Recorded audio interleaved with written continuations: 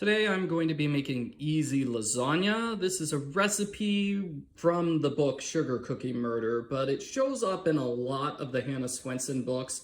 It's sort of a running joke that Dolores Swensen is terrible at cooking, and this is one of the two recipes she can make.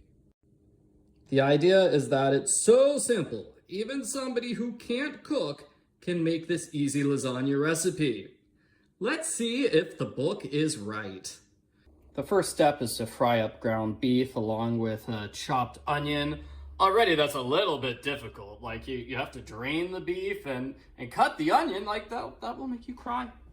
The next step is to put it in a bowl along with a cup of milk, salt and pepper for tasting, and then 32 ounces of spaghetti. So I don't think they make 32-ounce jars. Here's a spaghetti jar. It is 23 spaghetti sauce jar.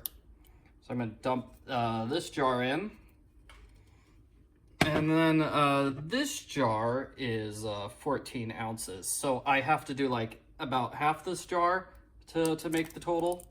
So that's half the jar. And so far, this makes sense. I mean, it's easy that you're mixing up just spaghetti sauce, right? You're doing pre-made pasta sauce as opposed to making it yourself. That's actually something that was suggested in my book, Stay at Home Detective. It's a fantastic book.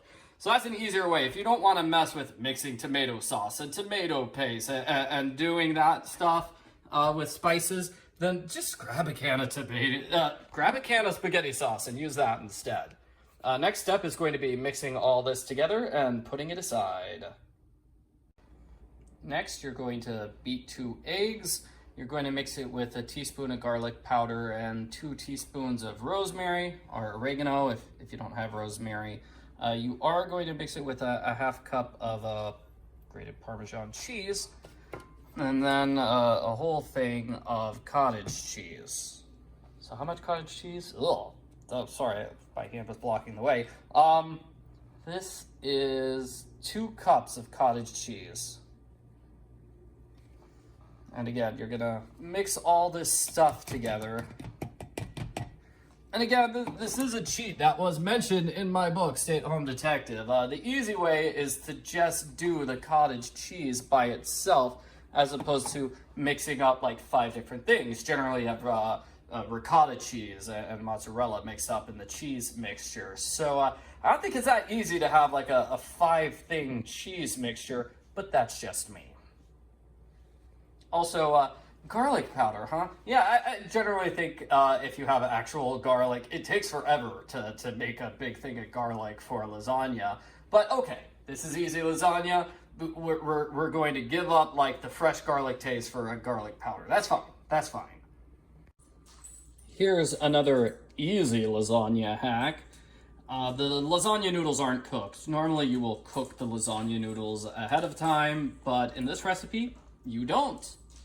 So that saves you some time. I think it says you want 4 at the bottom of the pan. I'm not sure. The recipe says a half of 8 ounces, and that's too much math for me. So once you get your noodles at the bottom of the pan, you're going to put half of the meat sauce on top of it. It's going to look like this. Next, you put 3 slices of mozzarella cheese on top of it. And that actually is an easy hack. That's way better than having to shred like a pound of mozzarella cheese. I hope this actually works. Next, you put the cheese mixture on top of it. That's the entire cheese mixture. Then another layer of noodles. I only did 3 noodles this time because I don't have a lot of space left in my pan. Next is going to be the meat mixture with another layer of the mozzarella. This just barely fits in the pan. I really hope that it doesn't like spill over while it's cooking in the oven. You bake in the oven at 350 degrees for 1 hour.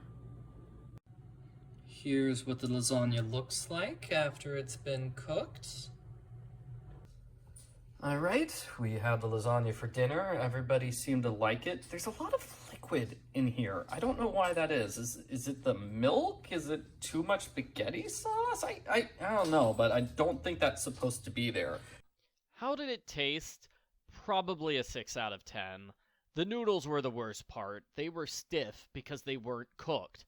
Since there's a double layer of noodles at the bottom, that makes the problem worse. If you make this recipe, cook the noodles. Yes, it saves time if you don't cook the noodles, but it's much better if you do. The meat layer was okay, although because I mentioned garlic earlier in the video, I wish it had garlic. The cheese layer wasn't good. I don't like cottage cheese, so if it had been ricotta cheese instead, I probably would have liked it fine. The mozzarella layer in the middle was fantastic. So good. Best part of this recipe. I will have to use the cheat of sliced mozzarella every time I make lasagna from now on. Sadly, the mozzarella layer on the top was a waste, because it's all stuck together. When I tried to cut a piece of lasagna, the entire cheese layer got smushed down through the side to the bottom. I'm not good at cutting lasagna, though. I always seem to destroy the top 1 to 2 layers, no matter what those layers are. So someone who can cut lasagna perfectly probably won't have that problem. That's it for my cooking video. Thanks for watching. Hope you enjoyed seeing me make E-Z Lasagna.